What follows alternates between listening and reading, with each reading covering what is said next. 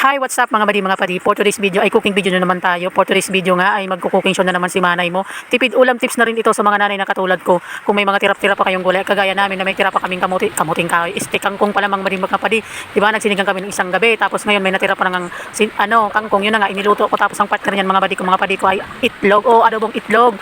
Para-paraan magluto para makatipid tayo guys, di ba? Ganun man talaga tayo mga nanay, di ba? Mga padi ko. Tapos yun na nga, back to tayo mga padi ko. Hinugasan ko agad yung itlog, tapos nga habang hinugasan ko yung itlog, hinugasan ko na rin yung bigas dahil nga ang plano kong niyan ay yung itlog ay ibabaw nga dito sa sinaing. Tapos yun na nga, pakaluto nga ay binalatan ko na nga yung itlog. Pagka dimalas nga, nabasag pa yung isa at apat-apat na lang nga, nabasag pa yung isa, di tatlo na lang yung buo. Pero okay lang yun, patuloy pa rin natin yung pagbabalat ng itlog. At pagluto yun na, nagisa na kagad ako ng bawang, tapos ginisa ko na rin yung kangkong dyan mga padi ko. Inuna ko yung kangkong kasi nga medyo matagal din ko maluto, tapos nilagyan ko na ng toyo, paminta, tapos pampalasa, kung ano-ano pa.